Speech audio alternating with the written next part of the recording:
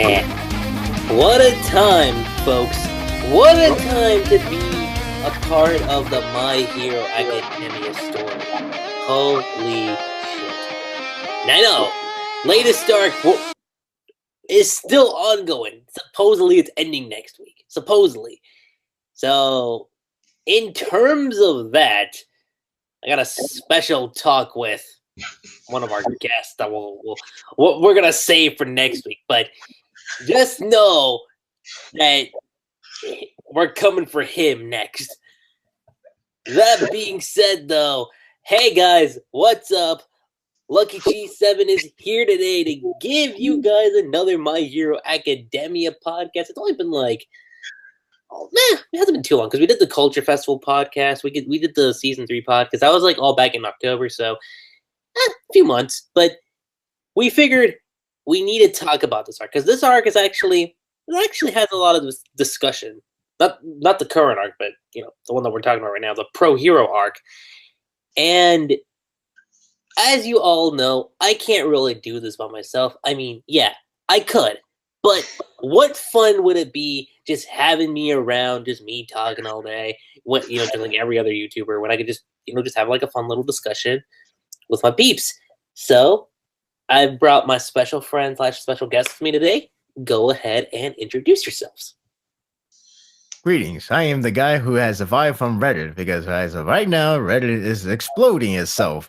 If I go there, I have over 10,000 karma. If I ever make one comment, I would go back to 0 because a lot of people are killing each other left and right. But hey, that's Reddit for you. This is Sparda3g back here, hoping it was the latest arc discussion, but I guess I'll settle with this one, which is not too bad. But the other arc, ooh, I cannot wait.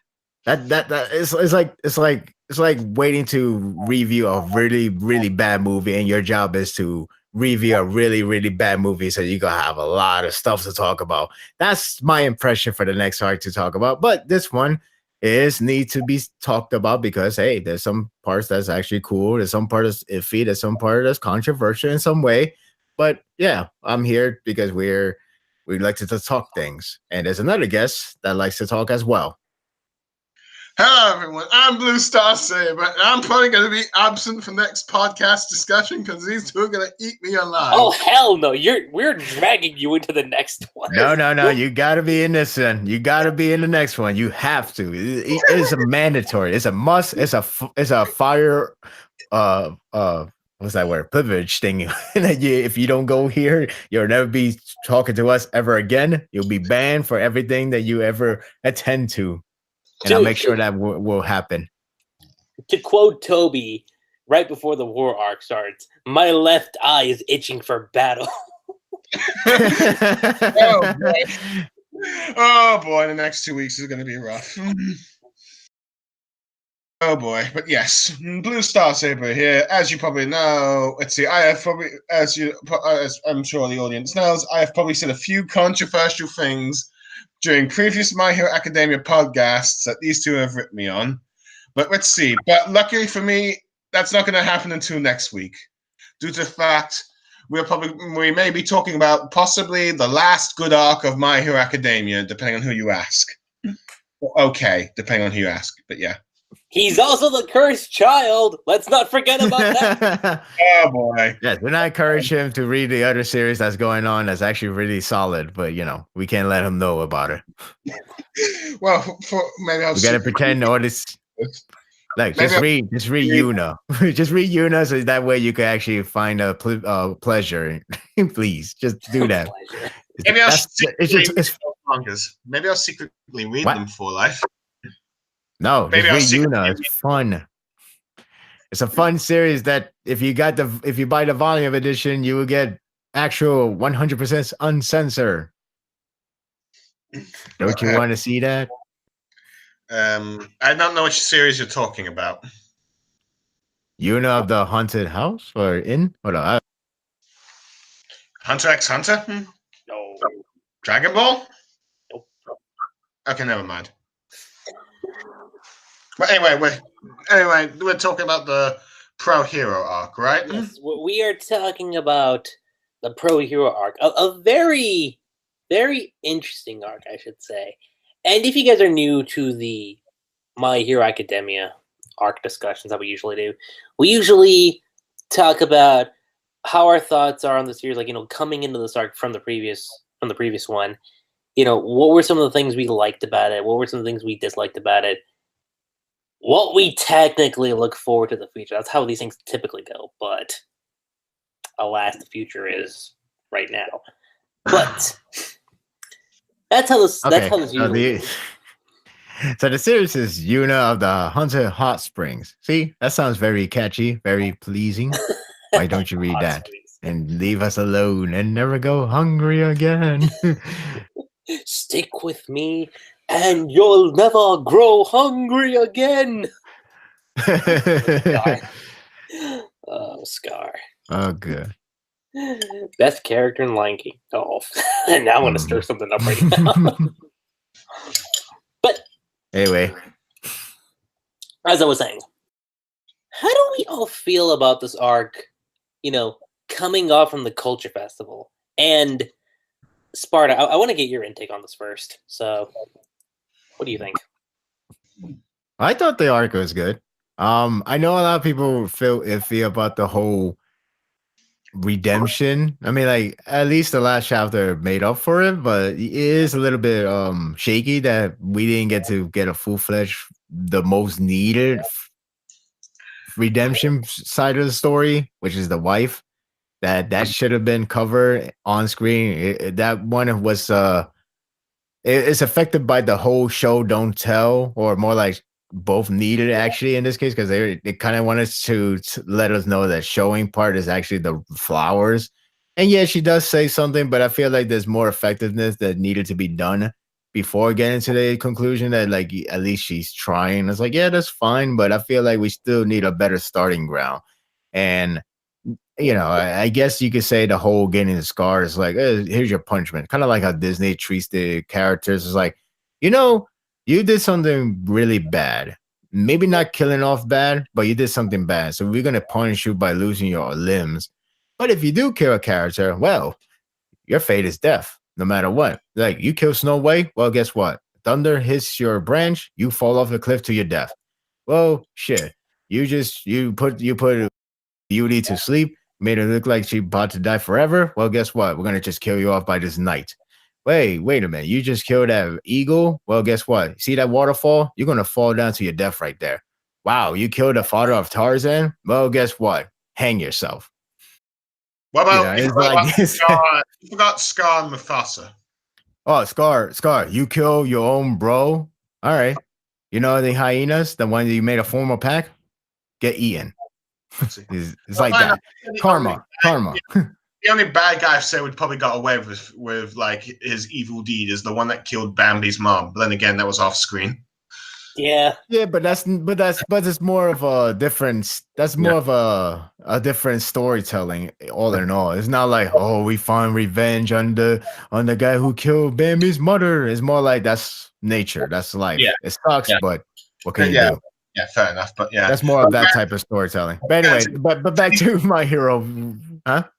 But I was probably going to say that with regards to like the controversy of this redemption, I'm pretty sure now it looks quite tame compared to what's going on right now. But anyway, go on.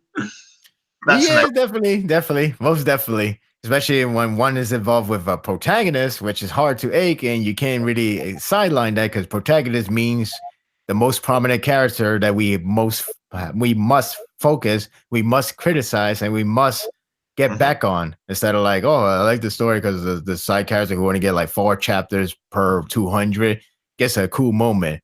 After that, everything sucks. It's like, okay, but that doesn't mean the story is good because character that's the protagonist sucks. Anyway, so go on. But that would be next week or 2 weeks, whatever that comes. I cannot wait. It's gonna be exciting. Anyway, so back to this arc.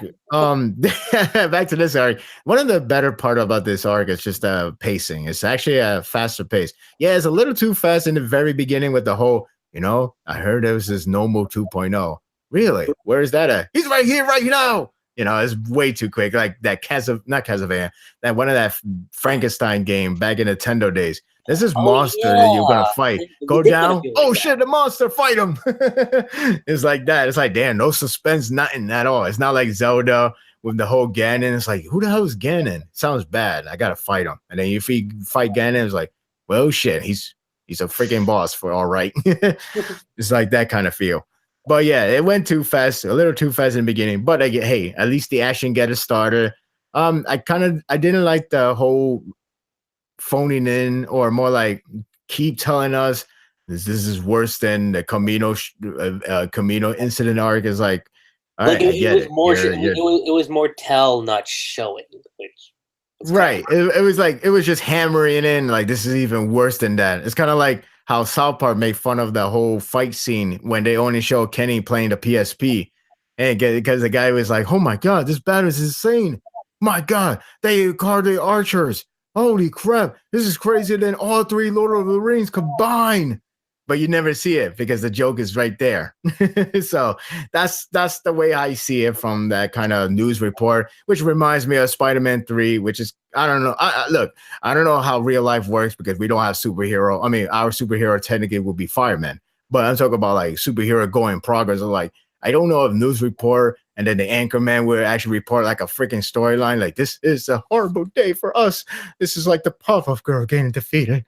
You know, I don't know if they really react that way, but they really made it into a narration style. It's a little comical. I mean, if that's the point, then fine. But it doesn't seem like that is the point. So it's just kind of come off like again, one of those show don't tell idea approach, which it's not my take, but they really hammer in. High end, he's threatening in the terms of power scale, but he's not much to talk about in terms of character because he's not really much of a character. He's just pretty much a normal. But at least in he's terms mainly of an obstacle. threat, That's kind of what he is. yeah, he's just an obstacles. But for what he does, at least he does all right. Again, he was just more of an obstacles, and it was just more of a foreshadow. It's obvious it's a foreshadow of what's to come. And a lot of people who would like to argue against me, like it's not really telling me that there's going to be like a lot of henchmen. I see a lot of signs, and yeah, can I be wrong? Sure, but the sign is really strong with this one in terms of like we're gonna expect a lot of normal again, but this time it's high end. And then and pretty much Kohi doesn't really shy away to say like they could produce clones. They lasted very short for this one, but it's telling me it's like these clones are going to be one of those things that you're going to expect class A, class B, whatever class to take care of. So it could be distracted without really having a problem going against a boss battle. Much like the end of Naruto, the Jubi happened to have clones. So that way you could take care of for the other characters. Because realistically, you expect this character like Choji go against the final boss Obito. You really expect that? Come on. Like it's kind of that feeling, which is a problematic, honestly speaking. And once we get 2 weeks later, we're definitely going to talk about more of that. So I'm not going to jump the gun. So going back to this arc again, it's fast paced. It gets straight to the action. There's a lot of explosive. So in terms of it's kind of like preparing for Bones to take on that challenge, which they will succeed. But I thought the action itself is good. It's not great because I feel like it's more like a high ground, low ground style. Like it's all about like, I can't beat this guy because he just keep having regeneration. He really hard. I can't do anything to it. Then Endeavor goes, fuck it, I'm just gonna go all out. So that's the whole story behind it. And of course, him being the redemption. But it's weird because like it was going well when he got that scar. It was going well because it was like it felt like there was a narrative approach. Well, how him looked like he's gonna die or stuff like that. And especially how it's like, hey, your dad's the greatest hero now. Yeah, it felt like it was actually going something cool, but it feels like it discarded and just made Endeavor just be like, well, I'm just gonna kick his ass. And you get his insight. That's fine. But again, there was a narration approach that made it seem like there's a feeling that Endeavor can die. But instead of killing him off, or instead of giving you that feeling that he's gonna die, much like how everybody thought All Might was gonna die with the whole, this is my final attack. I could feel the core fading away.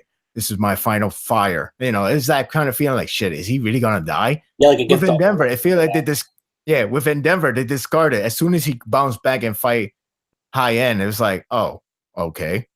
I was digging the feeling of he could die, but all right, Yeah, he sure. just quickly got back up. Oh, Like, they kind of no big deal. yeah, he just got back up and they just fight. And I know they try to tell the other type of story, but it didn't flow perfectly with the last one. Again, the narration felt like it was all about him, whether he might die or not. And the only thing that kept well was the whole Shota reacting towards him. That part is fine.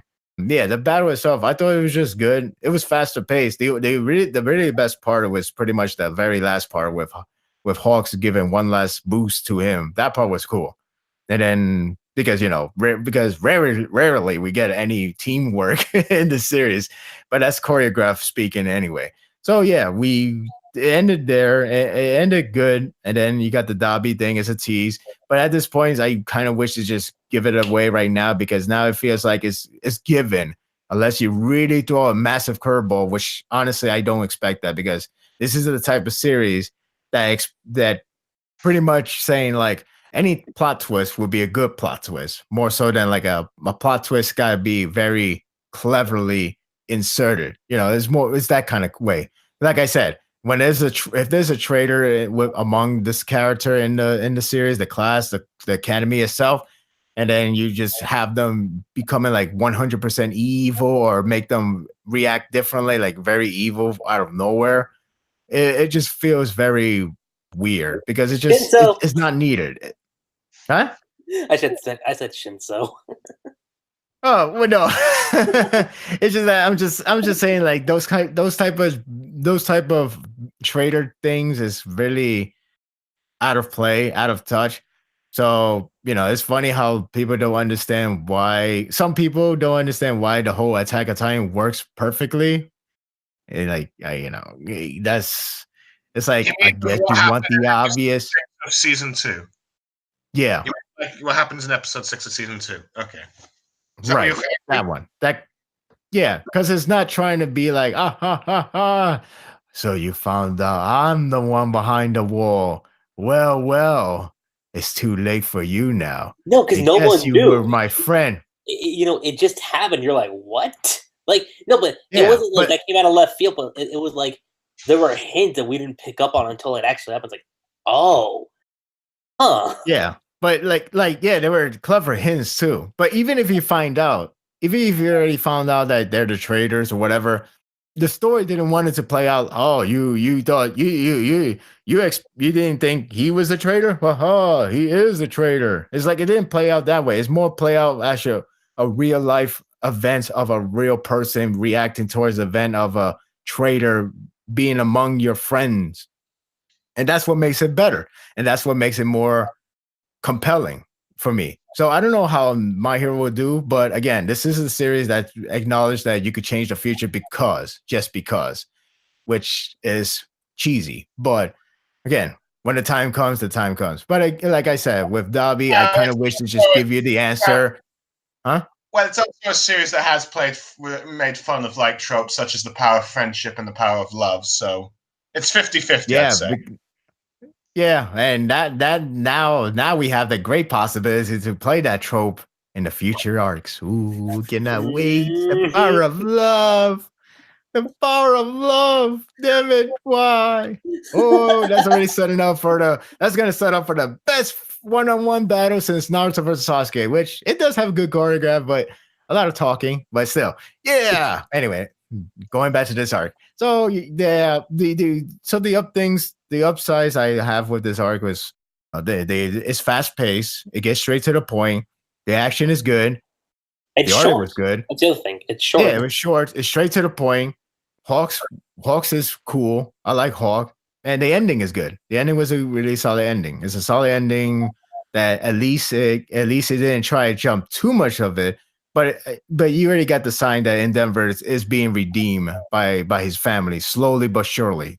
That's fine. I mean, yeah, I kind of wish you take more time, or I guess you show more of it of Endeavour before we got to this arc, and then you could tell us, yeah, okay, I guess we should give him a second chance. Instead, you kind of throw us in there to give us a second chance already. Like earlier, what I'm saying is like if it was more like kind of like planning like little by little throughout the arc, and we get to this point and then it happens, I think I think like the impact, like the impact is still there and it's good, but it could have been much more, if that makes any sense. Maybe they should have had some moments in the Cultural Festival with Endeavour and his family.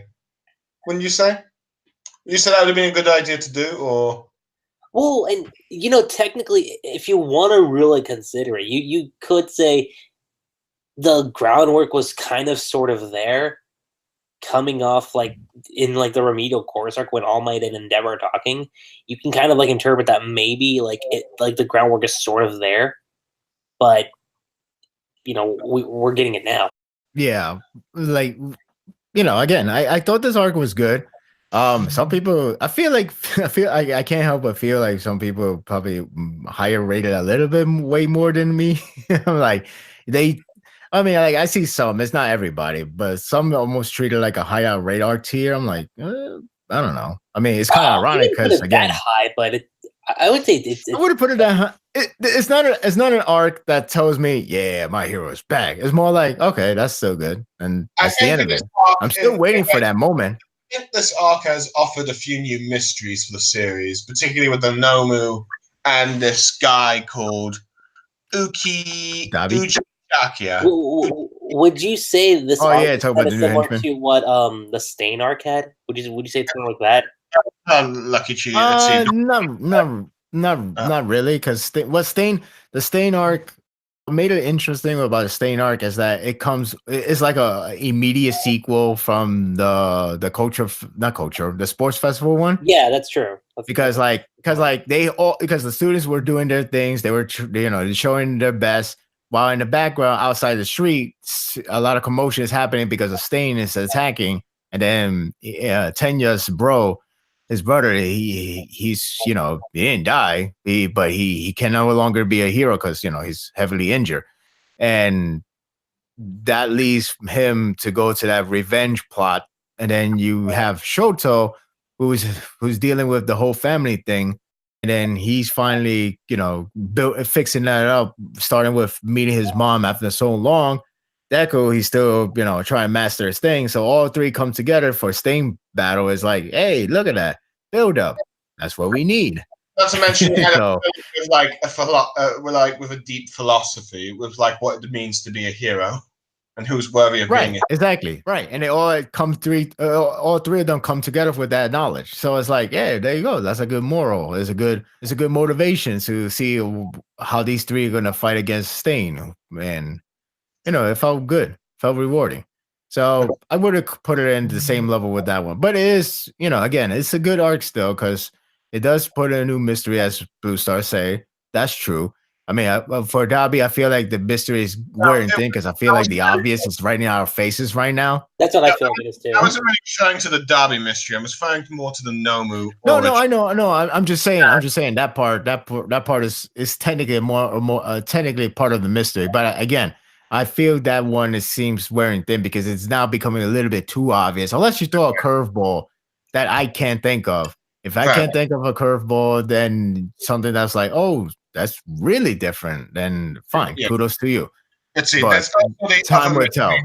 There's also the mystery of this mysterious athlete for this person that's affiliated with the League of Villains called Ujiko, who somehow has the teleporting ability that All For One used, unless he actually used it himself.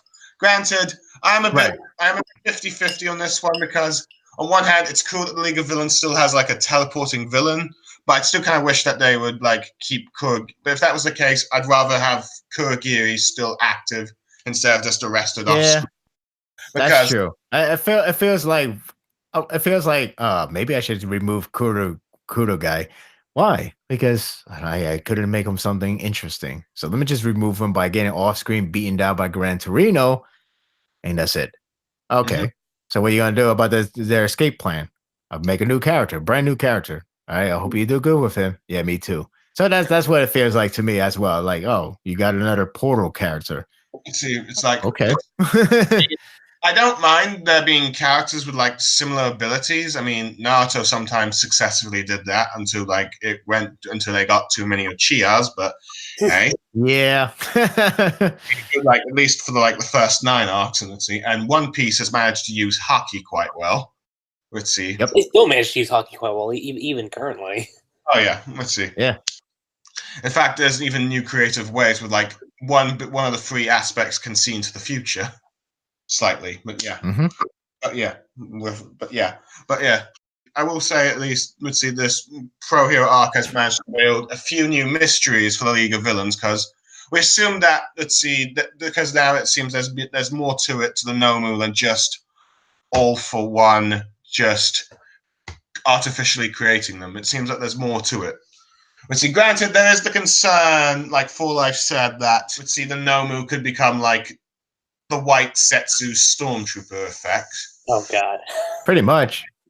There will be. Trust me. Probably. If I'm wrong, then I don't know. Send me a GIF with Cartman waiting for Kyle to say I'm sorry when he had that leaning head.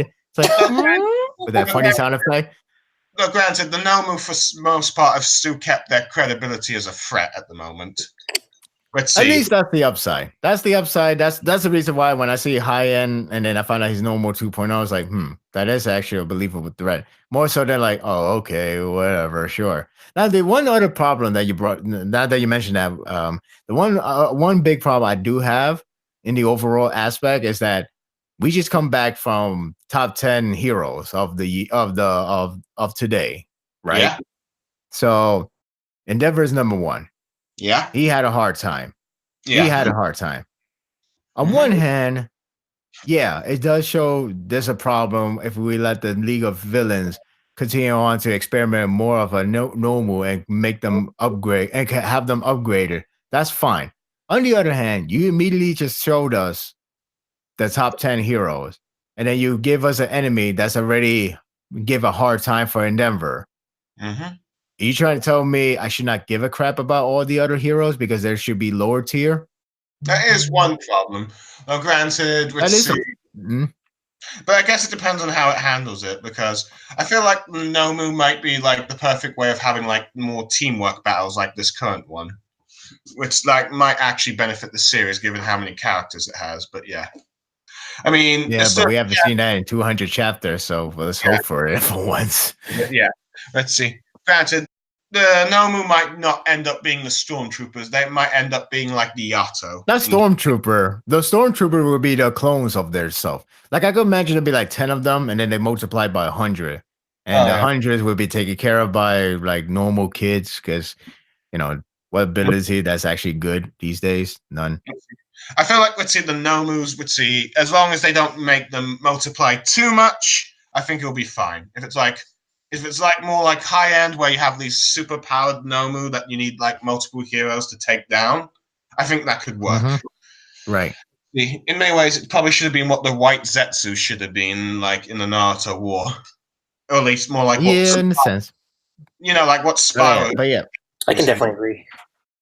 I have to admit, as for my own feelings on this arc, well, to be honest, I only read it once, and I kind of wasn't too interested in it, I guess, at the time.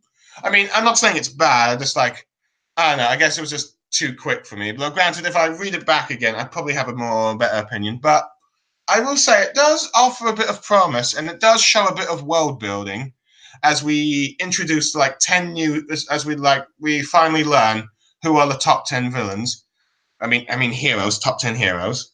I mean, particularly, we finally learned like who was originally number 3, while All Might was still number 1, which was that Hawk dude, which I have to admit was quite a great new addition. We also get some new top 10 heroes, and we also learn that some of the previous top 10 heroes have gone. Particularly that Orca guy, he's no longer in top 10. The one from the hero, let's see, Raid arc and the provisional license exam? Yeah, the one that they used as the boss fight. Mm-hmm. He's no longer top 10, which is a shame, though. Hoping he's still about. Well, granted, there was also a funny jab at, let's see, that female dragon girl for going down a bit, which Full Life pointed out in his review. The one that had all the girls. Yeah, Riku. Yeah, Richu. Yeah, sorry, I don't remember her name. That's all.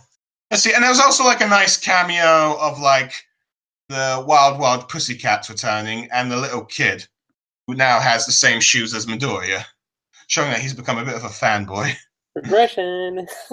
But yeah. And it's also nice because it took Naruto like 400 chapters to meet that little boy again from the Land of Waves.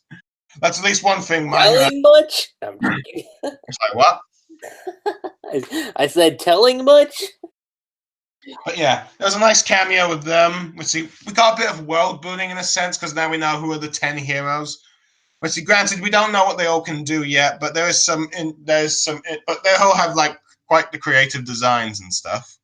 And there's a bit of like, I feel like the 10 heroes might be ended up being a wasted opportunity, but I'm still kind of hoping. But I don't like the fact that again you got the first hero getting really a bad time. It's like, yeah, oh yeah, yeah, because and it's sad because like, okay, I know we should not be compared to other series. I don't even do that, but I it does irk me when I see another series that does it better or does a similar concept but in a better way. It's like, damn it, that could have been like that for not my hero, you know. Like if Endeavour was like in a top 7, you know, if he was number 7 and he was getting problem with this character, the enemy, the no high end, and then beat him, it still keeps the credibility for all the other heroes that's in the list because it really does. At least we know, yeah. And it doesn't help that Endeavour has been acknowledged as one of the strongest hero. He could have been the strongest, have not All Might he was existed. number 2. He was number 2. Right. Oh, yeah.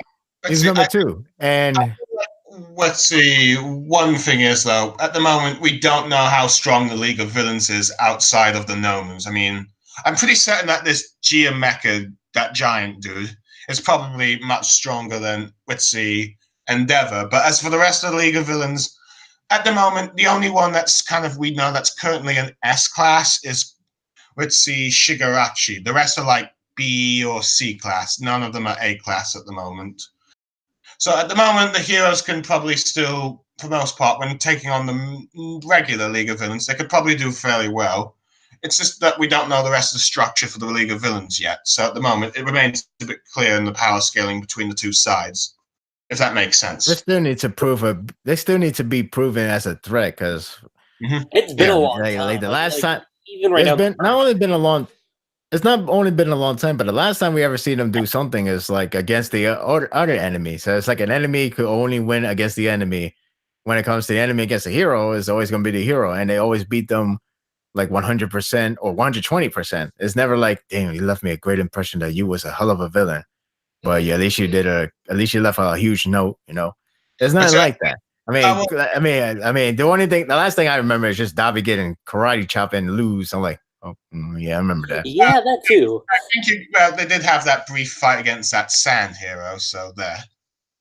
Sorry, what? Wait, did he get... No, you're right about that one. That's one thing. But again, we kind of needed to see our heroes, no pun intended, to get the one that's really being threatened by them. Like when like for example, like when Itachi shows up, you know, not only he took out on the 2 Jonin and then he took out Kakashi, it's like, damn, this guy's legitimately a threat. But not only that, but we also had a build up because we hear a story from Sasuke about him, so we were like wondering a couple other ninja members too that are like just talking about him in the background, and it's like, who is he? So when you see how him, powerful is he? You know? Yeah, like when you see him, you were like gasping because you're wondering how strong is he. So and then when you see the action, yeah, it's a different story. I still say like, yeah, I will admit, at the moment the League of Villains have been a bit passive, but there's still like the potential of being a threat there, particularly with this next arc, which could potentially bring them back after, like, you know, what's going on with the current arc. But yes, I see Full Life's point. Itachi made a very strong impression by not only showing he's capable of taking on, like, let's see, 2 of the Kohona's Jonins easily, but even managed to easily beat Kakashi. But yeah, the one thing that was interesting is that we got a bit of, like, world building with, like, let's see, the characters' outside opinions, like the general public's. And as we can see, there's like those that love Endeavour and those that hate him, which we get more insight to when the Hawk. What's the Hawk hero's name again? Hawks. My mistake. Sorry. let's see, I thought it would be Red Hawk again. I don't know what I was thinking, but yeah. Hawks, let's see, when the rankings of the 10 heroes were announced, Hawks made a point out how if it was going by how the public perceives it, then the best genist would end up being number 1. You're right about that. It's a little shame that it kind of technically ended all in that arc as well. That concept of like, look, your hero system kind of sucks, and honestly, Endeavour has a what a chance to be. He has a good chance to be a number 1 hero by other circumstances rather than the whole bullcrap thing that you put out with the system. But technically speaking, it all solved in one arc. It felt like it should have been an ongoing like situation. An ongoing that would have been an right. It's kind of like in a recent arc, there was that one moment that felt like it has depth, but now it's just discarded because protagonist first and the whole not Naruto moment, but we get to that when we get to that. We also learn a bit more of the public, and it's also even been compared to like the heroes public when Endeavour and Hawks are walking out together. Everyone loves Hawks and stuff, but like no one's really that into Endeavour. And when there's this one fan and he tries to be like everyone at like what he expects people to like, his fans like, no, Endeavour's changed. He's not cool like that. And it's like, and like Endeavour's gotten this funny face. It's like, and he's probably thinking, gee, what can I do? What does it take to impress people? Like he's in a no-win situation, which was funny. That was legit funny, though. I remember I was reading that. I'm like, that's actually kind of amusing. Are you talking about the very beginning? Yeah, that kid. Let's see, is trying to be, that kid was way too hardcore. He can't be nice. He's not supposed to be nice. That's breaking character. See, I missed that kind of stuff for the My Hero Academia series. Like, I remember when that part happened, I'm like, oh, that was actually pretty damn funny. So, yeah, that was something that was missing out. I guess, part of me feels like maybe a lot of people like this arc a lot because it feels like the old days in some way, more so than how it is right now, especially right now. But, you know, like a Culture Festival arc, you know, the only one I remember that was funny to me was the whole breaking the 4-4. I was like, damn, my character design could have let me play the guitar. Yeah, it's like that kind of so like that part is funny, but like, you know, the only thing I remember Culture Festival arc is the whole battle Gensu, and that's about it. It's a good arc still, or an Airy situation being resolved. It's a good arc, don't get me wrong, but you know, it's not like you're still not there. You're not back in that groove that we all remember since the Culture Festival arc. A Pro Hero come a little close. A little, but yeah. And anyways, this arc, like, let's see, is just another mini arc with a boss fight. Let's see, but yeah, that's just what. Yeah, that's all you put in. See, but yeah, it's like, let's see, we're introducing some things that we thought would be over with now that 0 for 1 is gone, such as the Nomu. But they're still around, so yeah. Which I think kind of works because. You know, like just because you take out a big bad doesn't mean like everything's going to be completely gone. Like there's going to be like some remnants left. That's still like lurking around. Not to mention with like Uki, like that guy I mentioned earlier, Uchidaki. There's also besides Jai Mentia, there's other Secret League of Villain members out there.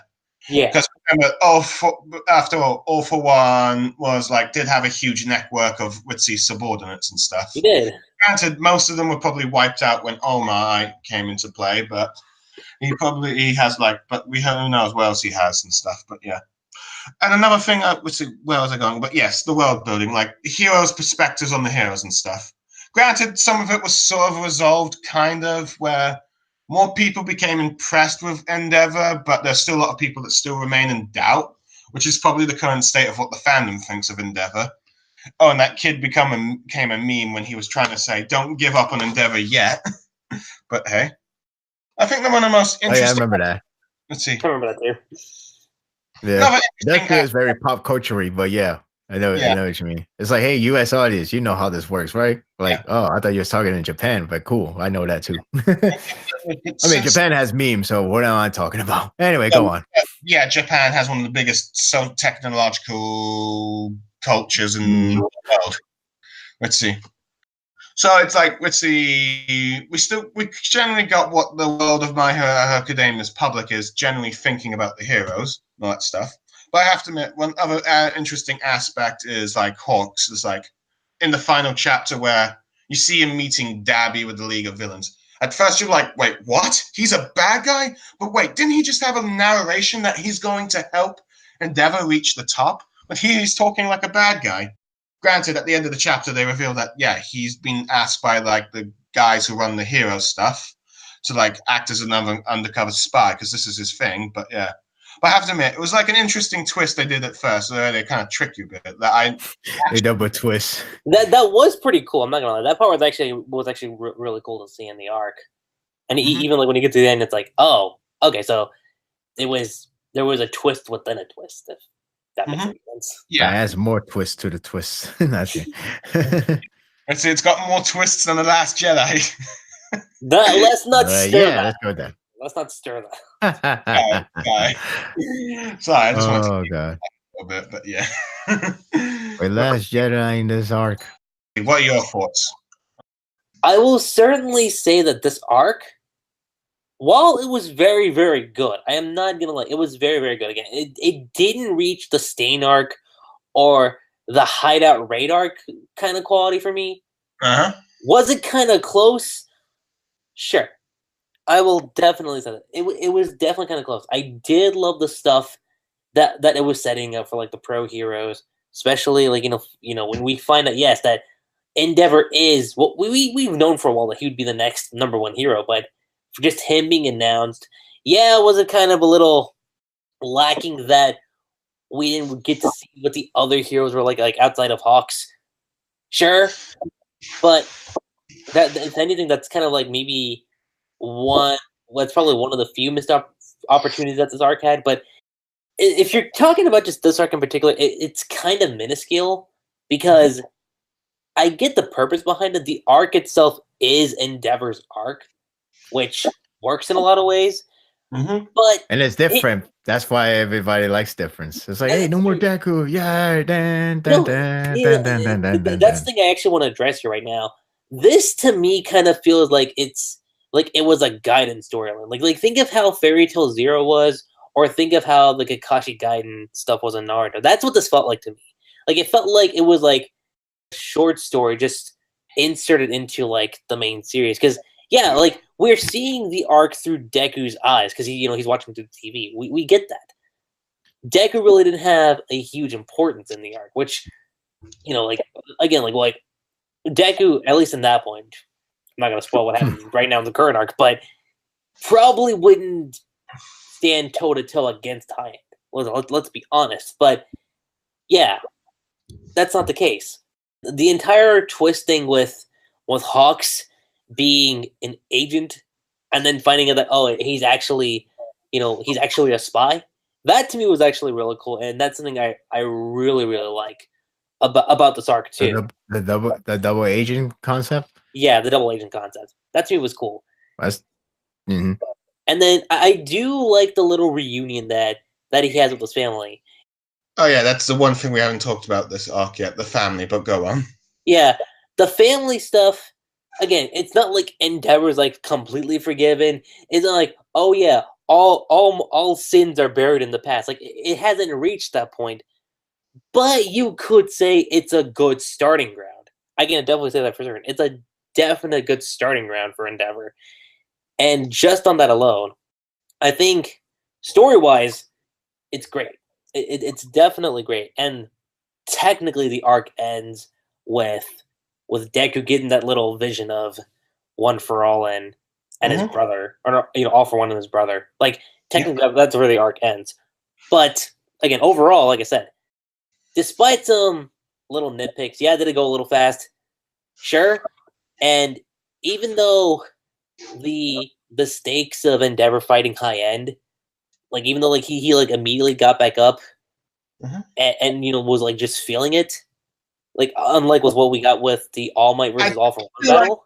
Oh yeah, I did like how he tried to use the other hand instead. Yeah. To be a I will definitely say, like, if we're talking top fights in My Hero Academia, this is definitely up there. I'll say that for certain. Like, this fight is probably up there in like the top fights. Where in the rankings, I have no idea, but it's certainly I can definitely say for certain. Like in terms of fights, it's up there for sure. I'd probably put in like the bottom 10. Let's see, top 10. I think is like the All Might. Let's see, Midoriya. Let's see, Shoto, Stain, that stuff. Yeah. Let's see, but yeah. But the one thing I'll say that, and again, you can say, you can argue we had it in the internship arc too, but the arc did have intensity to it. Yeah, it wasn't kind of taken away, sure, but for the most part, there were stakes for Endeavor. That to me was something it was nice just getting that feeling again. The gentle fight that we get in the Culture Fest arc was cool. I liked it. It was very low stakes, and it was, it kind of. I like how you complimented that way. Huh? I like how you just said as a compliment. It's like, it was a cool fight. It's very low stake. I'm like, it should be like, oh, I like this fight. It felt like I was into it. It was very intense. I think he's describing it like one of those fun fights, like how One Piece had like Luffy versus Foxy. Yeah, that's kind of. I knew he was gonna bring that up. Yeah, yeah. It's kind of what that fight was like, and again, that was. Yeah, you could say like, well, he could have fought someone else on his own, but again, the entire purpose of the fight was to showcase how Deku was. Like, how is Deku fighting an antagonist? Again, yeah, he just wanted views, but how is Deku gonna handle fighting a real villain? And even though Gentle, he's a fun character, he's kind of a fun villain. It was again just to showcase, okay, how is Deku gonna take on Gentle, and how is he gonna progress on the future and work? The current arc, when we get to that, we'll get to that. But that's there's a difference between that fight and this fight right here. There was a lot of intensity here, and yes, like I've been saying, did it get kind of like stripped away a little bit towards the end? Sure, but I don't think it ever reached what happened with Overhaul. I don't think we ever got to that point with us, and that's something I really appreciate about it. But is that a compliment? Yes. No, I mean, like I'm saying, it's like, is that saying the Overhaul fight had tension? Because I remember being destroyed immediately. No, that's my point. Yeah, that's the point I'm making. Like we never reached like that far. When you mean how he became a giant monster, but then got easily beaten? Yeah. Yes. It was like the most craziest star power scene you ever seen in manga. Honestly, it feels like that fight should have been like a group battle, trying to like a kaiju battle, like little people fighting a kaiju. Mm-hmm. Well, I know people say Deku had that fight.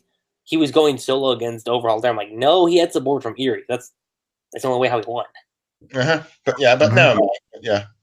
But let's see. We're not talking about that. Let's go with this. We're talking about this arc. But I want to get your guys' thoughts on this. So, do you guys feel like this was kind of like a Fairy Tail Zero or a Kakashi Gaiden situation where it's like a side story, but it's like incorporated into like the main story? No, it feels more like an extended One Piece world building thing. Because I wouldn't go that far. It's no Revity, whatever. Not like Rivera kind of moment. Not Rivera level, but more like stuff happening on in the background, happening on in the world outside of like what's happening with the protagonists. I say neither. I see more of a Immortal arc, or whatever how you call those that arc, with the one that focused with Shikamaru. It focused not Naruto, yeah. By the end, it does, but it mostly focused on the other character. Yeah, I have a better comparison. It's more like a Jiraiya thing. It's more like a Jiraiya moment. It's not as compelling. No, Jiraiya, I was heartbroken. I don't know what you're talking about. Yeah, I remember that. I remember. Yeah, Jiraiya, I was like, oh shit. Yeah, like Jiraiya, I felt everything. It's like Jiraiya's having his own mini arc kind of thing.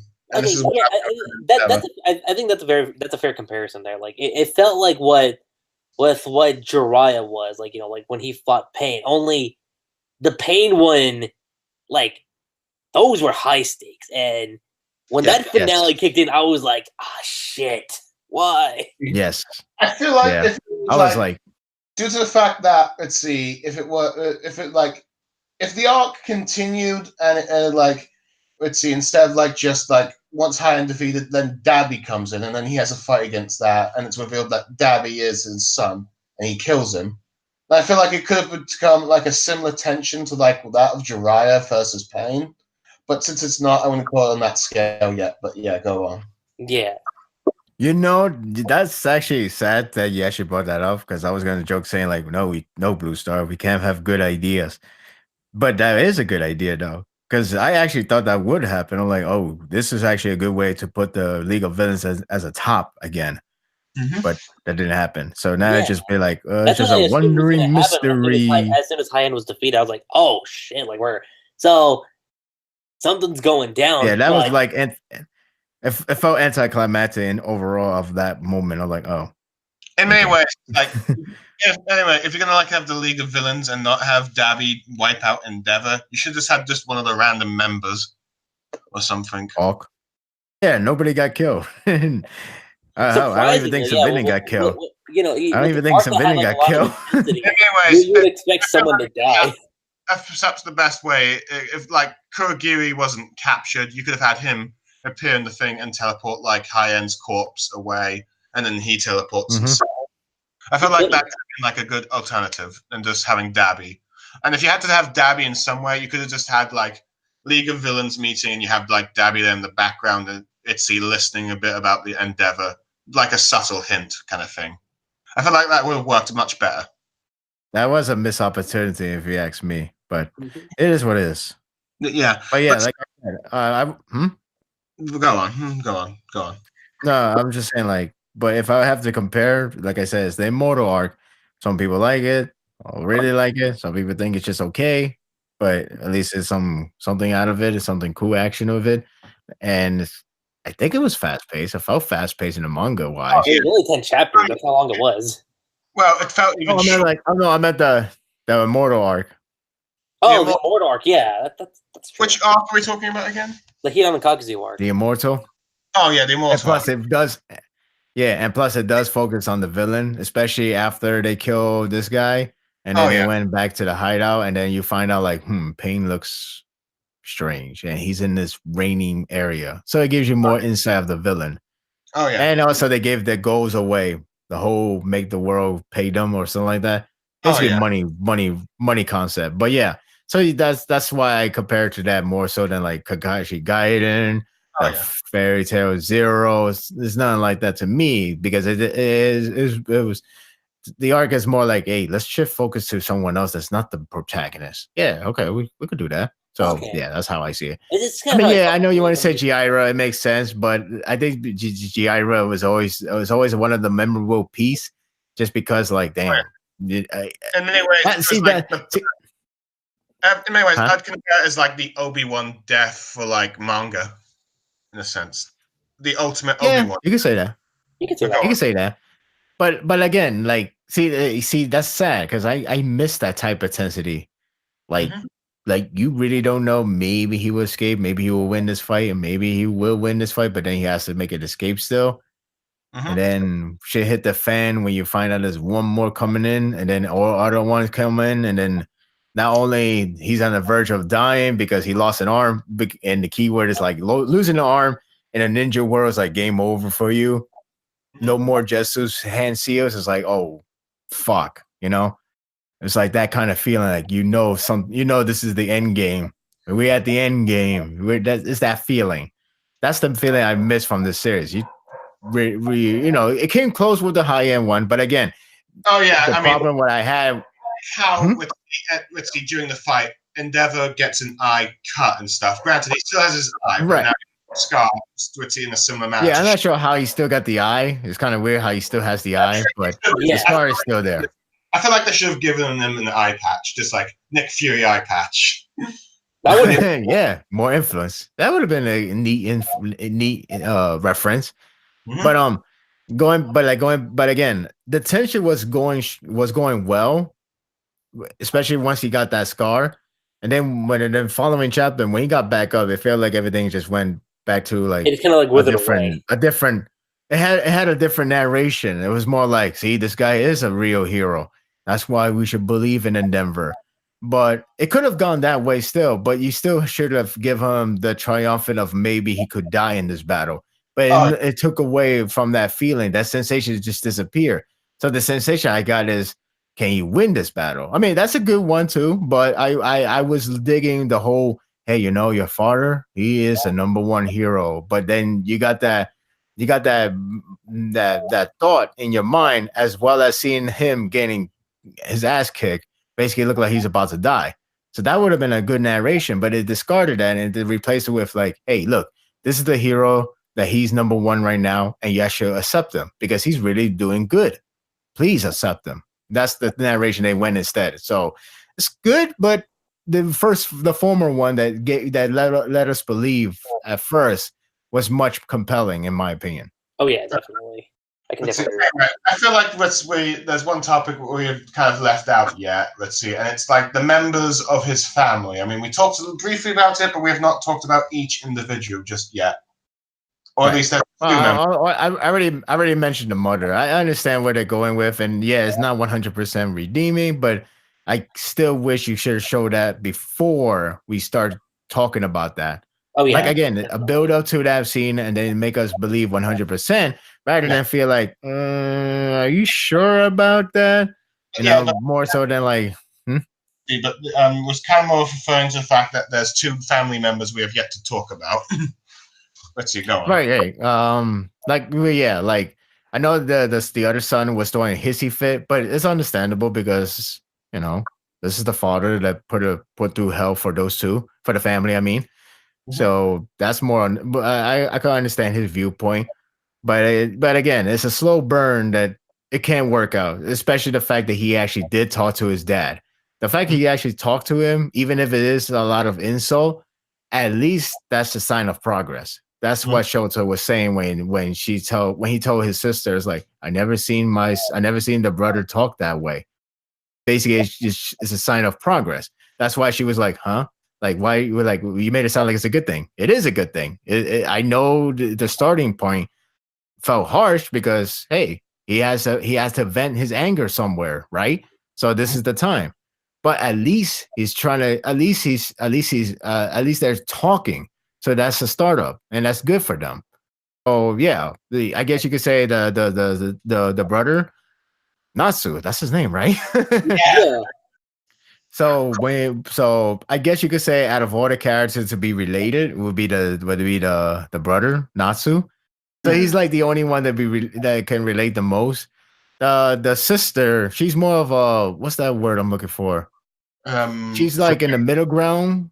She's in the middle ground. She just wanted to move on. She's like, damn, that was a word I forgot. I can't think right now. But it's that type of person that's like, you wanted to make it work out. You wanted to keep it up. And when things get a little bit haywire, she's like the middle ground. I tried, there was a term for it. Damn it. But I forgot. But yeah, she's that type of person. So it's cool. Huh? A center ground? I was trying to say the word center ground, but never mind. Maybe. Is it that term? There was a different term, but basically she's like the one that's like try to keep the balance of the family, especially when they all try to make up for their past mistakes.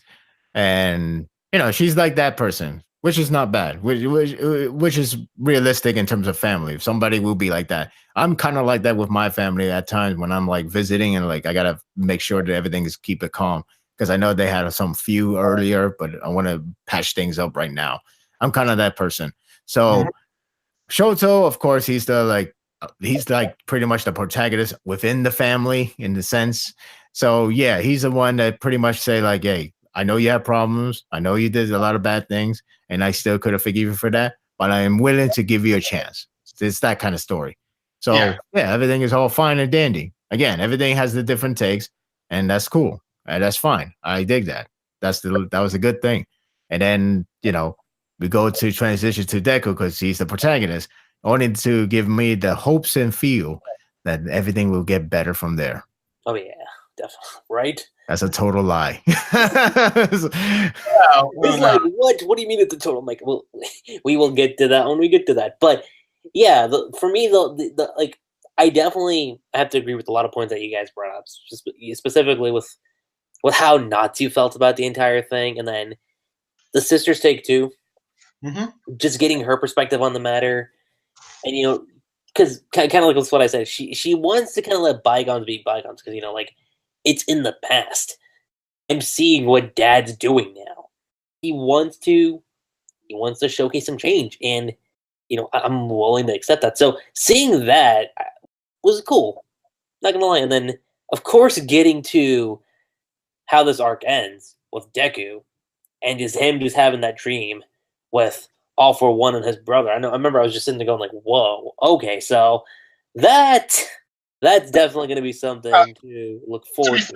In my defense, that did give me the hope that the next arc would be like the best arc ever, or the best arc in the saga. I mean, no, but that was also before we found out what the next arc was going to be called. So there's that too. I was like, "Whoa, okay, that should be interesting." But you have to admit, with a tease like that, you can't help but hope. But yeah, no, honestly, Yeah, I remember when Bleach did that with the final arc. Oh, so much hope for that first half.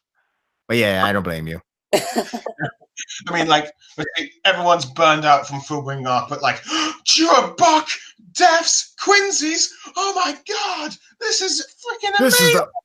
This is the arc I've been dying for. It's the Soul Society. And the second half happened. Yeah, it's like, this is the war arc I want.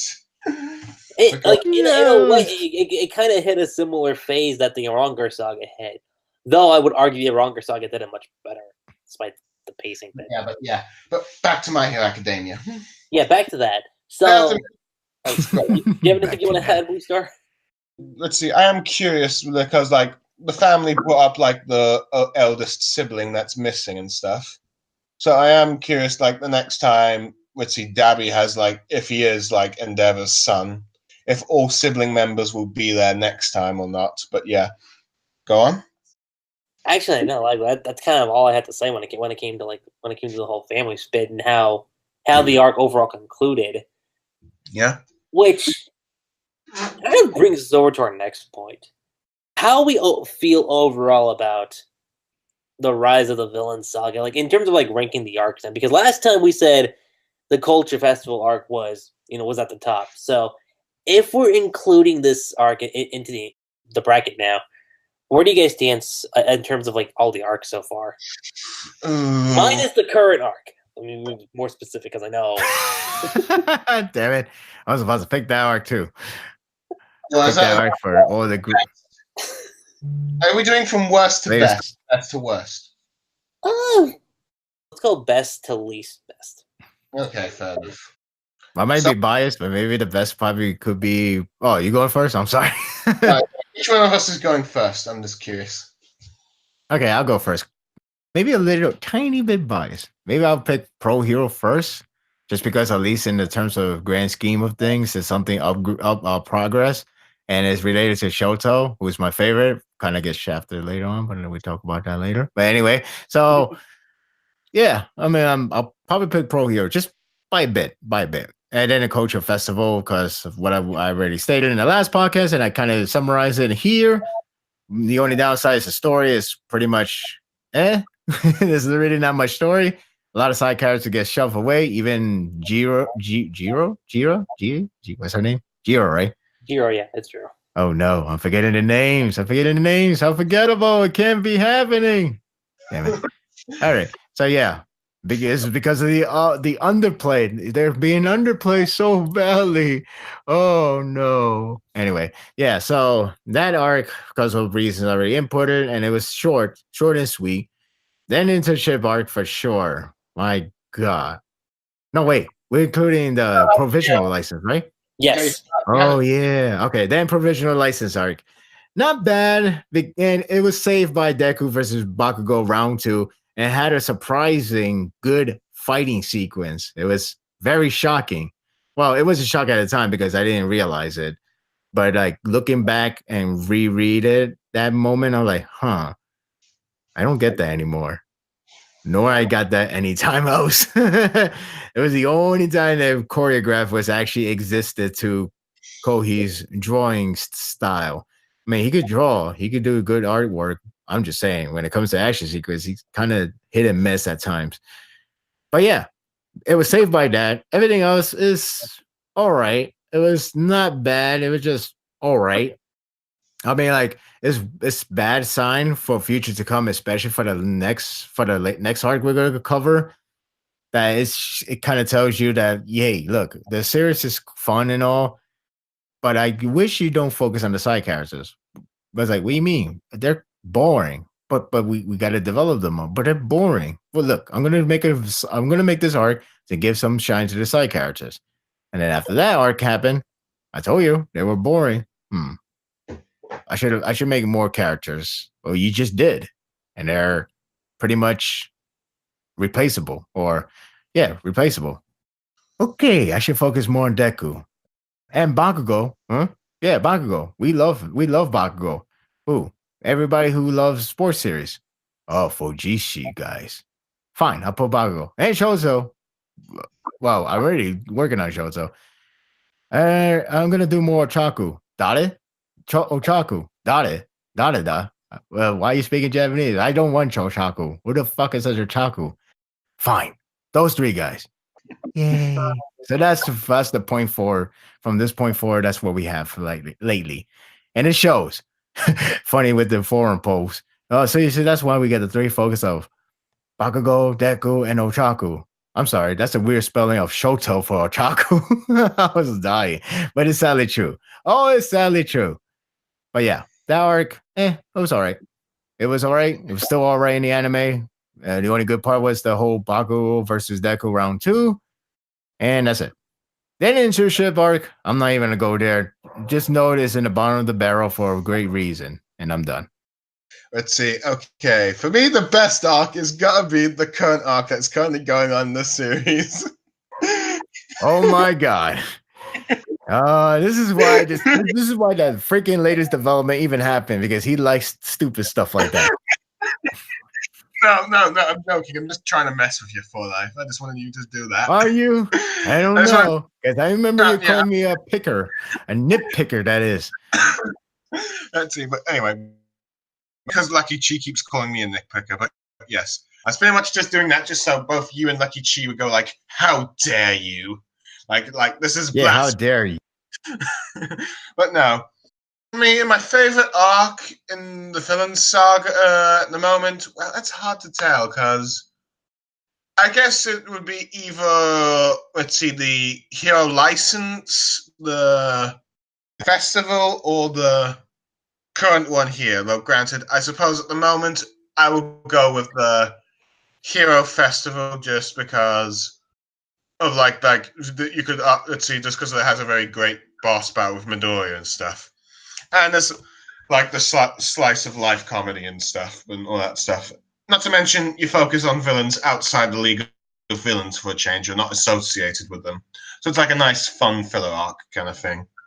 Let's see. If not, then yeah. But if I change my mind, yeah, I suppose the Pro Hero arc would probably be that, just for the more, let's see, because it's more of the world building with like the hero world outside of UA and stuff. You get a bit of focus on Endeavour. You learn who was like the hero behind him, Hawks. You get more mysteries with like the Nomu and this mysterious Uchiko, even though I'm pretty certain Kuragi would be a much better teleporting villain, but hey. You get a bit more insight into Darby and I suppose Endeavour's family, so they're like that. The hero internship arc, well, I actually quite like it a bit more than most people and stuff. I like how it's a bit of a battle zone at the beginning with like the exam where everyone's teaming up. Let's see, you gotta stick to your classmates, otherwise everyone will pin you and gun you down and stuff. Granted, I will admit the heroes from the other schools aren't really that interesting, with the exception of that dude that was like a former Endeavour fan and the guy that Bakugo fought, and like, let's see, the girl. Hi home, buddy. I work alone. Oh yeah. Let's see. That's pretty much Endeavour in Inasaw's story in a nutshell. Yeah. But without the compelling villain after. Let's see, and the Kami girl, which turned out to be Toga, actually. But yeah. Let's see. Oh yeah, Toga in the scenes and stuff. But yeah, and some character moments for like, let's see, Midoriya, Bakugo, Shoto, and I guess Uraraka, even though it was just shipping for most part, but still. It was like nice shipping. Biased. Well, no. Let's see. Wait, what you said? I said biased. To be fair, Nice. let's see. You're just waiting for the power of love to do the saving in the future arcs. I want Ochiko to have more than just romance. Let's see, but I thought, let's see. Tell that to him, because we sure dropped the other plot. I said device, the plot line. We sure dropped that subplot. Yeah, but I thought like the romance stuff was handled well. Like, yeah, okay, I admit I'm in love with Deku, but let's see, it's best not to focus on that right now. Yes, That stuff. and then he focuses again when that later on part in the next arc. But I digress. I suppose you could defend that part by saying that she's still kind of struggling a little bit with it, but hey. But then again, we're not getting much perspective on her, so okay, fine. It was a cheap joke. All right, there we go. But yeah. And then I guess, let's see, I will go with the internship arc, which, funny enough, could have been the best arc of the series, but but after when it came to like Red Riot, you know, Krishma, you know, Bakugo's only friend there, but let's see, in the school. Yes, the only friend and the reason for shipping in terms of you know, like Naruto Sasuke style. Oh yeah. Why you think they're popular? You think they're popular because they're individual character? Don't be ridiculous. Well, okay, they're good, honestly, but still, that's the reason their popularity boom in the first place. Let's see, but the arc, let's see. For most part, the arc was great, but when it went to like focusing on Kirishima stuff, which again is flashback, that's when the pacing started getting a bit iffy. There's also not only that, he got 2 flashback back to back. I'm like, dude, we get your backstory. Why you didn't tell us the first time? Yeah, right. But yeah, you got double whammy, and it's funny because I'm thinking like, okay, you know, if you go by that knowledge of like, hey, you know, the battle actually kind of suck or they're dull, but it's the emotion thing. So I was like, you know, that is almost true. The funny part is, it seems like everybody has to have one emotion moment in order to make the battle interesting, which is always funny when you think about it. I'm used to the recent fights, recent battle shonen fights, the real good ones. I won't name before BlueStar decided to read them, and then I'm screwing my ass off. But anyway, like some of the other fights, they fight. There's like, oh shit, should I swing? Should I hit him? Should I kick him? Would it be best if I just throw this right now? You know, there's no, oh my god, what am I gonna do? Let me think of a flashback. Oh man, I remember when I almost got that win. Damn, I almost win. But no, I could have win here. Instead of like, you know, it was like, damn, everybody has to have a backstory. But yeah, anyway, go on. Seriously, everybody has a backstory. Oh shit, Krishma, do you have another backstory? I kind of do. Good. Yeah. Think of it now. Think of it now. Can I go on? Yes. Nijiri. Oh, you don't have backstory. Shit, you ain't getting no fight. You just say what could have been a meme word. What do you mean? Just say this line. I don't fight big villains. Okay, good. Anyway, go on. I'm sorry, BlueStar. Yeah, sorry about the BlueStar. Okay, but yeah. And then let's see. And there's those are the growing concerns like, okay, when are we going to see Uraka, Suyu, the big 3 female chick and the dragon lady take on this big dude? It doesn't even have to be the main focus. Can we at least see a scene of them fighting? Let's see, but yeah. But then, of course, we finally get to, like, the final thing with, like, let's see, overhaul and stuff, and it's like, and then it gets a bit messy with, like, how it does the pacing and stuff. Granted, there's some good things, like, with Miro, is it? Miro, the guy who looks like Tintin. But he has some great moments, but it feels like some of those moments should have belonged to Midoriya, but hey. And then there's also, like, let's see, granted, I suppose the arc does salvage itself by the death of Night Eye finally killing off a hero that's had some sort of a major role. The future, BlueStar, the future. Okay, fine, yes. The future concept was kind of poorly handled, I will admit. Oh, hell yeah, it is. Oh my god. Jesus Christ. Which is why it's probably a smart move to kill him off. Let's see, but there was also other fun stuff like the League of Villains being there briefly. Let's see, and all that stuff. And let's see, but with the stuff with Shigaraki, my God, he is getting really good now. Let's see, I'm hoping that, let's see, if he's going to appear in the next arc after the current one ends, let's see, I'm hoping he's still... No wonder Koei's going to say it's crazy. I'll be like, yes, my boy's back. Yeah. 2-3 And arcs. look. He's good. Look, he's learning. That's a step up. Now he just has to prove to be a threat in terms of beat down. If he could beat down a hero, like really realistic, a hero that we care, then we'd be like, yes, now Uppercut we're going in the Endeavour. right places. Something. Oh, okay. Something. Just something that has to show threatening. That's like a code 101 of shonen or any series in general. But like, okay, you have a villain, boom. You have somebody that keeps saying like this guy is incredible, boom. And now you got to demonstrate that, boom. What you get? A good villain, a good threatening foe. That's what we're missing right now. That's what the series is missing. Again, the last thing I remember, Dobby, karate chop action figure, boom, and then he's down. I know that's realistic. People do get knocked up again, chop in the back. But that's the last impression I have. I don't want that last impression. Was that with the bunny girl, or was it something else? You know, that was it Gran Torino that did that? I don't know. When did the karate chop thing happen? Which arc was that? Hideout Right arc. Oh, okay. Yes. Well, remember, Dabi and Shigaraki did take out that sand hero. I mean, I know, but well, yeah. it was more of this guy, the one that could do compose. I forgot his name. Mr. Compress. Okay, but yeah. Compass. Forgot his name, but it started with a C. But he's the one that did the last killing bid. So at least, even though he lost an arm, at least he kind of redeemed himself by doing that messed up moment. But yeah. But yeah, still, again, but then again, he lost a fight against all the way back in forest training part. So that's the problem. Like, I know people trying to make it up to say like, hey, look, at least the villains are losing realistically. Yeah, but there's a problem. The villains has to have a credibility to begin with, not to lose every damn time. It's like I'm seeing Bakura. Why should I care once Yamayuki versus Bakura finally happens? It's like, yeah, he's gonna lose again. Duh. I'd say the villain that has the most credibility at the moment would probably be Toga. But she's different. But she's different though. She's a different story because the way how they handle is differently. But because she's like, she doesn't take the loss like, damn, how could you beat me? It's more like, oh, this is fun. That kind of loss is like, oh, that's kind of creepy. That kind of. So she saved herself from that kind of characteristic.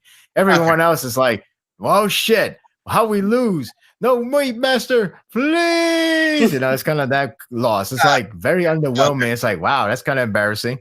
Okay, let's see. Snook all over again. But yeah, like I was saying, internship arc. Yeah, let's see. Had a few saving graces at the end, but not enough. It's like if Thanos were to lose against Hulk first. It's like, huh? You lost. Yeah. Okay. I'm not sure who Shigaraki can kill at the moment that would make him a credible threat without, taking out a beloved cast member. I guess you could possibly have him kill like that Oraka, killer whale guy. I guess because I think people kind of like him. I guess, or at least it's a start. But anyway, yes. Okay, internship arc is the weakest of the current arcs that have happened. But there we go. There we go. That's my piece. In terms for me, look, I love the Culture Festival arc. It's not the best arc. Same reasons that Blue Star, what Sparta had mentioned.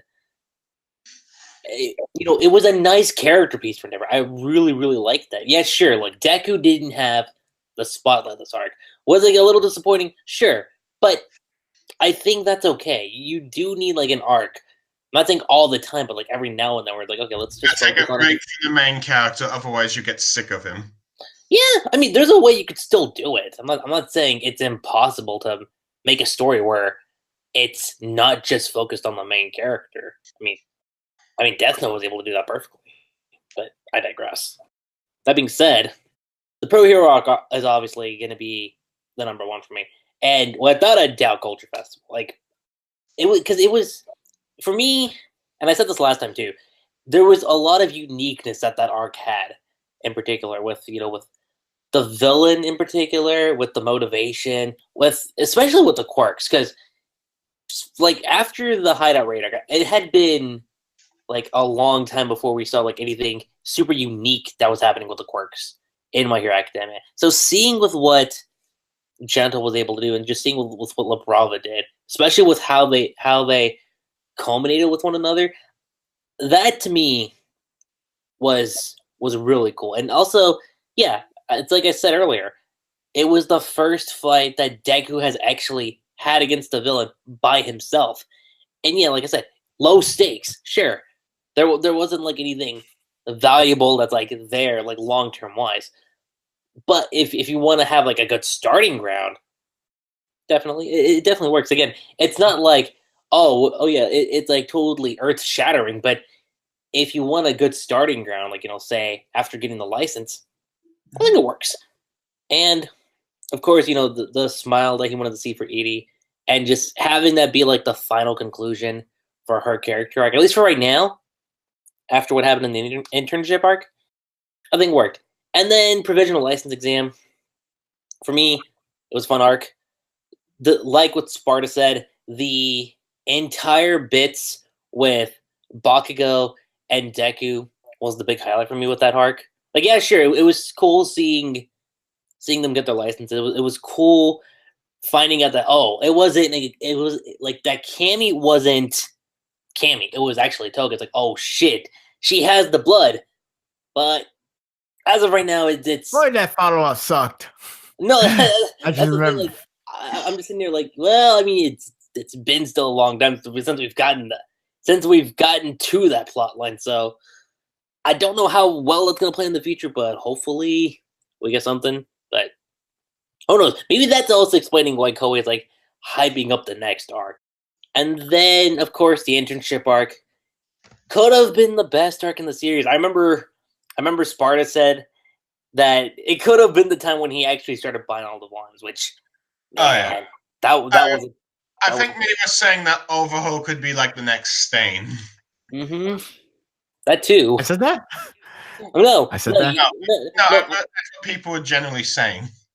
No, like I remember you said that like that the internship arc could have been the arc where you started collecting all the volumes. That's what I remember you saying. That I said.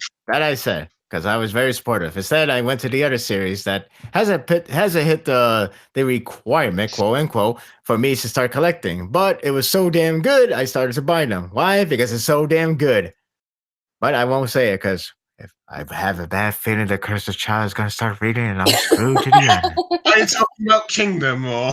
Yes, we're talking about. Well, we don't have Kingdom in America because we don't know quality outside of Dragon Ball, and that's it. I could just go on Fizz Manga and look at all the current ongoing manga they're selling right now. You do know that, right? That's true. Anyway, the point is, it could have been it. It could have been the moment. It could have been the moment. And no, the last half of that arc just went. It's like the last half of. Not to mention, you and Lucky Chi are reviewers. You have to talk about the mangas ongoing if you want to have content for your channel. Look, I'll say this: it certainly had hype. I could drop this manga. Shoot, after the last chapter, I want to drop this. I want to swap it with something else. You think I wanted to do this anymore? My head hurts. But go on, make your point. Make the point you were making. Sorry. No. Anyway, yeah, sorry. No, sorry. Huh? No, keep going. What you're saying? No, I'm just saying it was that close. I could have been into the series to start supporting with volume set. I mean, I'm supporting by the Weekly Shonen Jump official, but it could have been me getting the set and say like, "Yeah, my hero, woohoo!" Something like reliving the Naruto days. And it went into shitter. Basically, it went to Bleach last arc style. First half, wow, that was so good. That was promising. A lot of promises. Last half, wow. No wonder it feels like it got canceled or whatever. This sucked. I mean, with all due respect to the author, I mean, their hard work pays off, whatever, and stuff like that. But, when you have a quality that sends out that way, people are going to probably say a lot of negative things, including what I just said. Like, wow, you deserve that cancellation. I mean, I don't think that's a wise thing to say. That's pretty messed up. I don't think that. But I could see many people thinking that because it's just like, wow, you just got something right there. You have something amazing and you just ruined it. You ruined it. That type of feeling. People are sensitive. It's kind of like how South Park made fun of how sensitive people works out whenever there's a disappointment come in. It's like, oh, I cannot believe you messed up that Christmas special. You could have something for the Christmas, but now Christmas is ruined 100%. It's all your fault. We're gonna sue you for all the costs that we gave you. And then he's like, Johnson, any final words? I once believed in Christmas. You know, like very serious. Like, all righty then. It's not that serious, damn. It's that kind of way.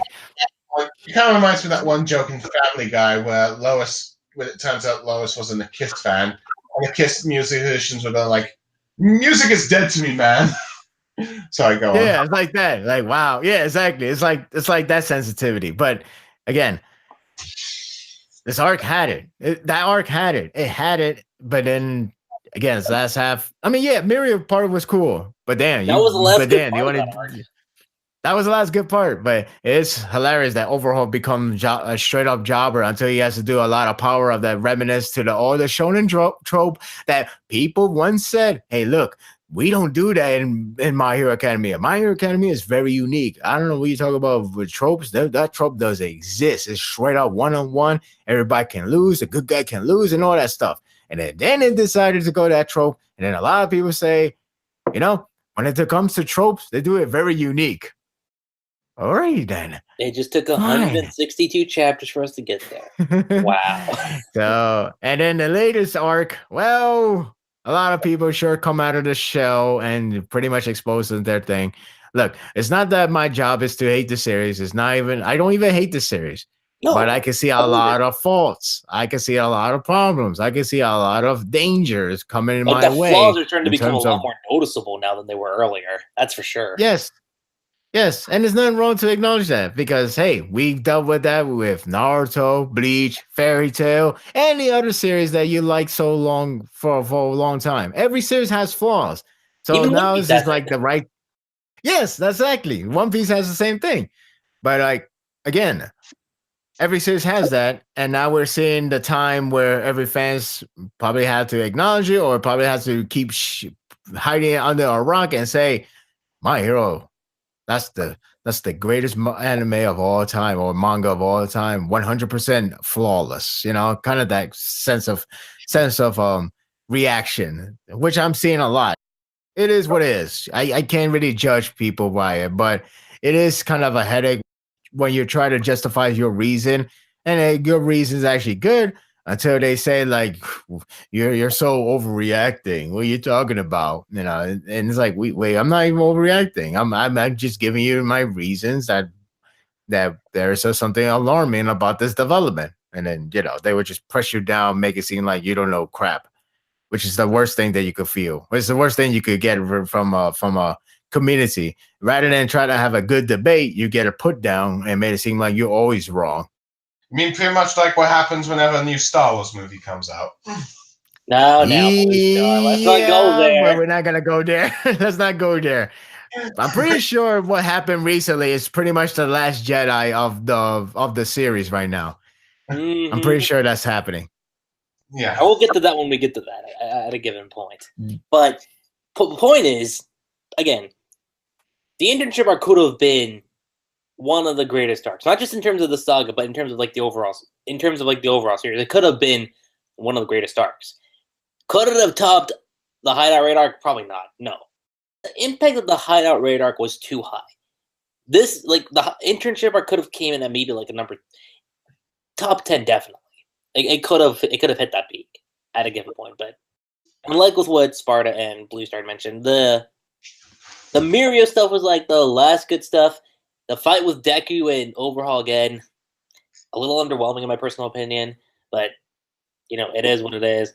Kind of ended off on a sort of high note. It's Night Eye dies, and then Shigaraki being a badass, just taking the shit away from Overhaul. I was like, all right, we're gonna get something cool, and we're still waiting.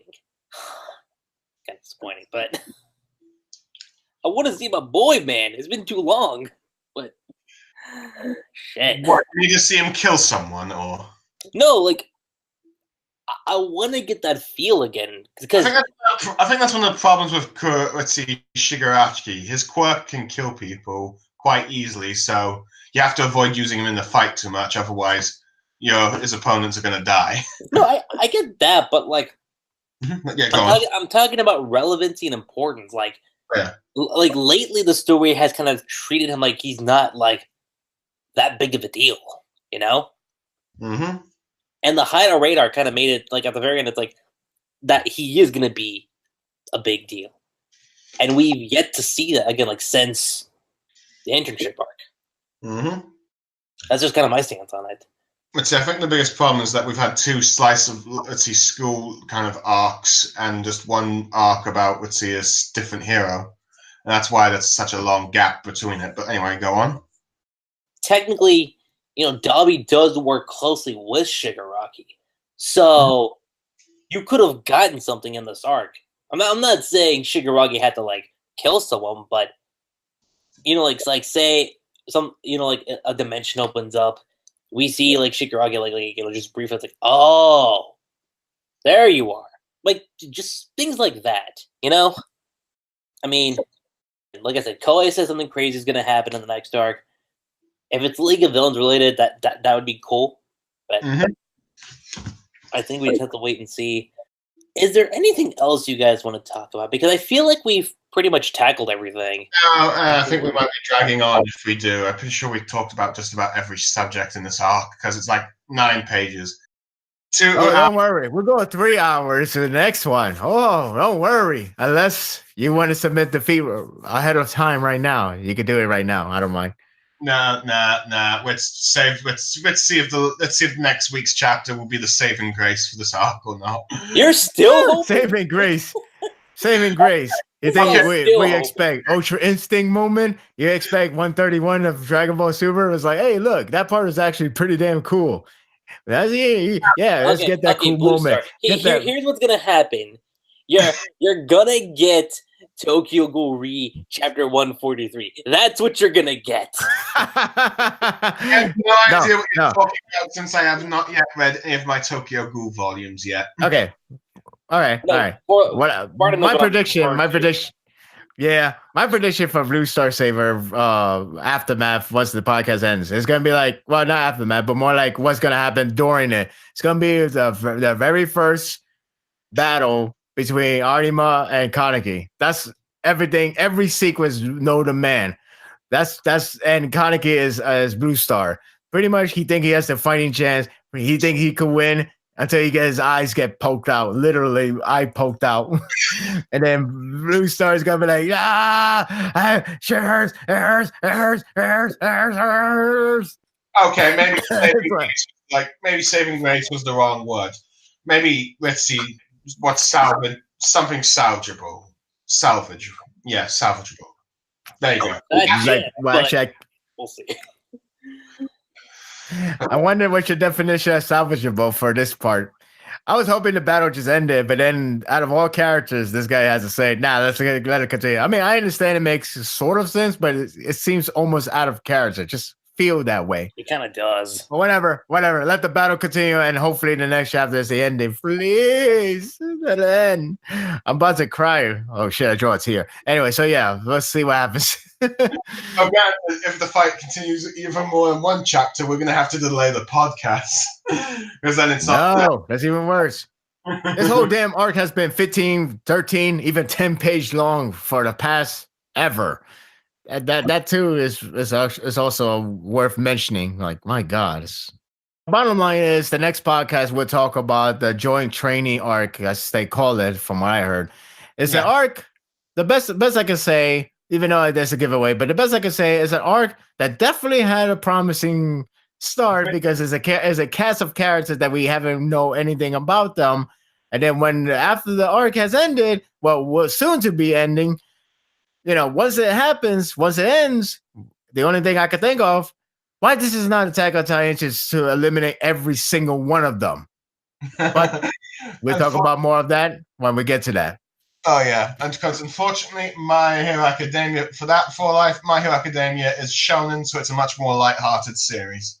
It's gonna happen, guys. The power of love. We already got the power of friendship mumbo jumbo in the damn future can be broken. I mean, not even One Piece wanted to do that, and they did it first. I was like, wow.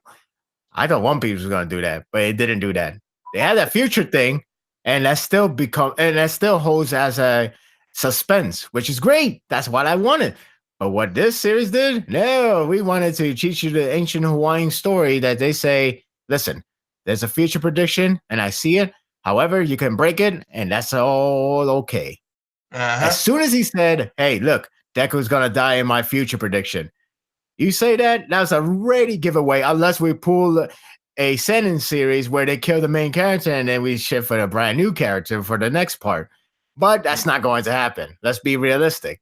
Or we do the Transformers movie route, animated movie route, where you have the main characters for 2 seasons, kill them off, and replace them with new characters. Only to bring back the other one because, no ratings. Well, because it made little boys cry and they got too many angry complaints from boys and parents. That's seriously what happened.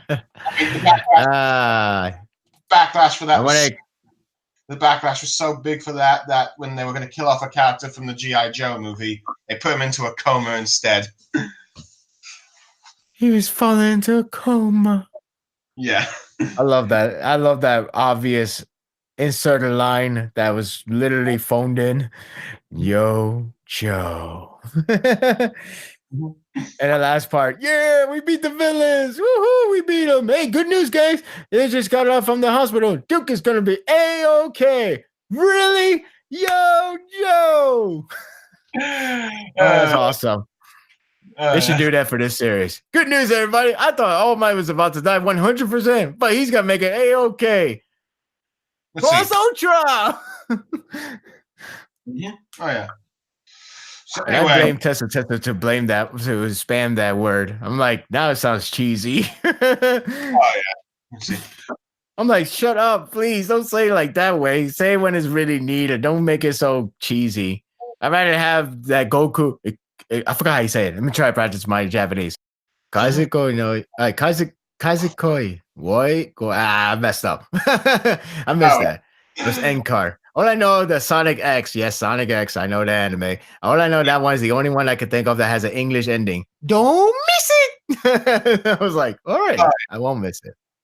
Oh, yeah. I know. Oh, Black Clover, where every each character gets one. It's like, something is my magic. Never giving up is my magic. Getting drunk is my magic. Beating a rival is my magic. I am my magic. Next time, let's see. Didn't Naruto used to have those?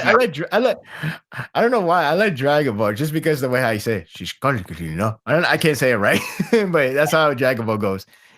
See, Dragon Ball Super. Sunday. I don't know.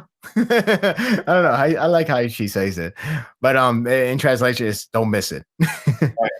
Let's see. Anyway, but yeah, my hero is like Blue Soldier, and unfortunately, the characters inside in the series kind of spamming it. It's a little cheesy now, but to each their own. Yeah, I just didn't like how Midnight say it in the latest arc. I was like, oh, come on, that sounded so cheesy now. Bottom line is, I kind of wish the characters didn't say Plus Ultra very loosely. Well, mainly that's that line I just told you. Oh, yeah. Seriously, every time I read it out loud, it sounds so super cheesy. It's so bad. Anyway, yeah, I'm done. Yeah. Yeah, so just kind of going back to what I was saying, yeah. Again, Koei's promising that something crazy is going to happen. Hopefully it's my boy Shigaraki. Really hoping it's that. Or just something, just something, because we need it. We after, I don't want to spoil, but after the current arc, I think it's very much needed. Very much needed. But save that for next time. That being said, you guys, that is pretty much it. Unless there's like anything else we need to talk about when it comes to this particular arc. The only thing is, see, we're planning on doing like a podcast in 2 weeks, but we should probably note that what we're going to do if the arc still is ongoing and it's not finished by those 2 weeks. Well, you do that is like the arc is still going. Will we delay the podcast or something? We'll wait it out then, because you know how it usually goes. The arc has to be completely finished. But anyway, I'm looking forward to our next week where we do the 4th episode of Manga Wars. I know that's going to be exciting, and then after that is going to be the current arc. Oh, I'm excited. I'm excited for the podcast. The next My Hero Academia podcast is going to be exciting. I'm sure Sparda can back me up on that one 100%. Oh yeah. All I know is I am probably going to get the bullets. Oh man. You're gonna be the well. That's a spoiler, so I won't compare. You're gonna Yeah, be you're the gonna prey, get. and we're gonna be the hunters. It's like, Yeah, the simple analogy right there. That's all it needs to give everybody an understanding of how badly Blue Star is about to get mauled by us. yeah. And if you guys thought the internship arc was bad with what I did with Blue Star, ooh, you have no idea what's in store. You think that's bad? Nah.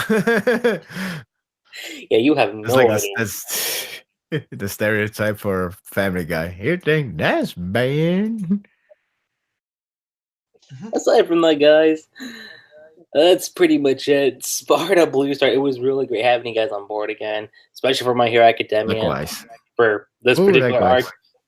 The Rise of the Villain Saga again. Still waiting for the rise. It's been like what, 5 arcs now? Called the Rise of the Villain Saga too. Yeah. Well, is that the official title or just what the Wikipedia page No, that's the said? official title. Okay.